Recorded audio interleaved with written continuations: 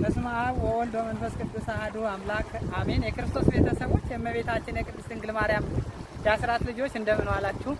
እኔ የምገኘው ቦሌ አራብሳ በታሪካዊያና በታላቋ በድንቃ ድንቋ 111 ዓመት ባስቆጠረችው አሰለፈች ማርያም ስር ባለው የጸሎት ቦታ ዋሻ የተፈጥሮ ዋሻ ነው የሚገኘውና ከሚገኘው ዋሻ ነው ያለሁት። እንደምታዩት ያው እየመጣሁ እንግዲህ እዚህ አንዳንድ ቀን አድራለሁ።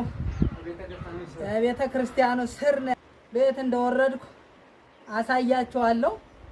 እንኳን ደስ ያላችሁ። እንግዲህ እዚህ ስራ ልጀምር ነው። አሁን መታችሁ እዚህ ፈውስ ማግኘት ትችላላችሁ፣ መጎብኘት ትችላላችሁ። ፎቅ ላይ ሶስተኛ ፎቅ የተፈጥሮ ሶስተኛ ፎቅ ላይ ነው ያለሁት ማለት ነው።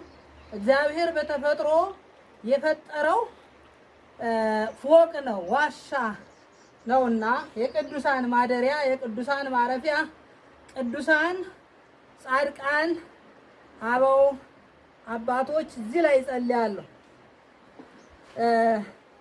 ዓለም እስኪ ያልፍ ድረስ ሞትን ያልቀመሱ ቅዱሳን እንደነ ነብየ እግዚአብሔር ኤልያስ እንደነ አረስተ አበው ሄኖክ።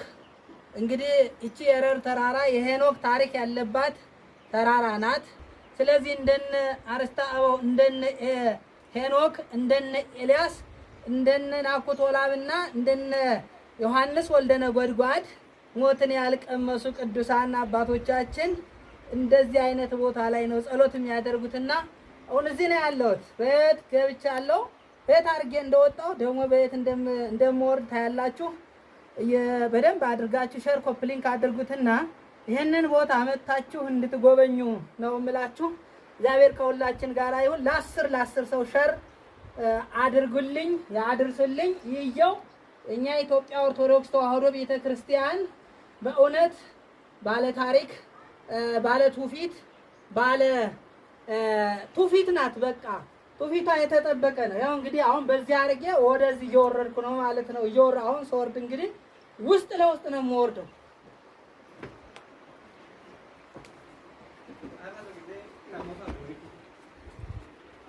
እየወረድኩ ነው። ቅድም ወጥቻለሁ።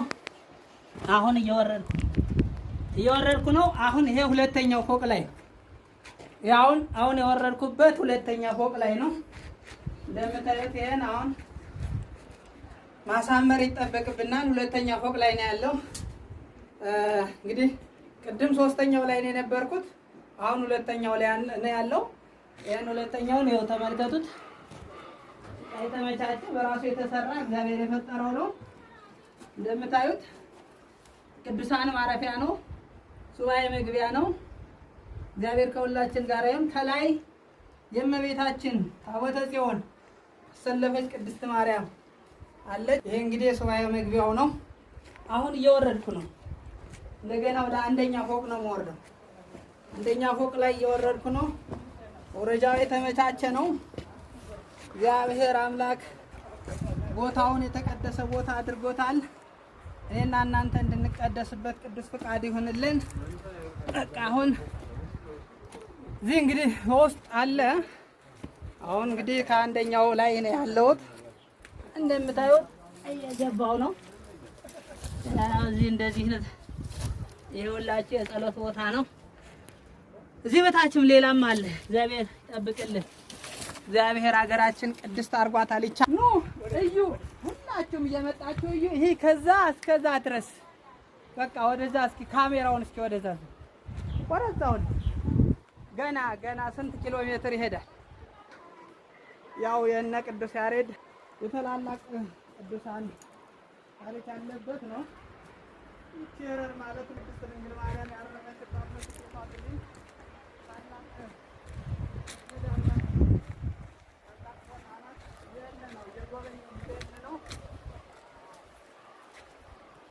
እዩት እንግዲህ እየሄድን ነው። ታች ደግሞ እንግዲህ ውሃ ጥርት ያለ ውሃ ነው ያለው። የራሩ ታዩት የሁሉ ዋሻ ነው። የዋሻ ነው። አሁን ደግሞ በዚህ ውስጥ ለውስጥ እንሄዳለን። ይሄንን ዋሻ ይሄን ውስጥ ለውስጥ እንሄዳለን። እዚህ አድርገን ይኸው እንግዲህ የምታዩት ይሄም የዚህ ዋሻ ነው።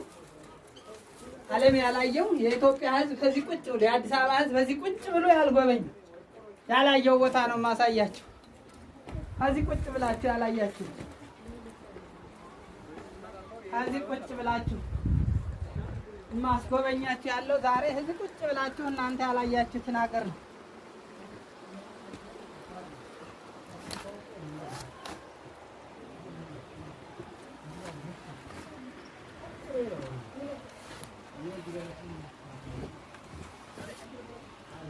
ይኸው ሁሉ ነው እንግዲህ ገርማል እኮ ተመልከቱት።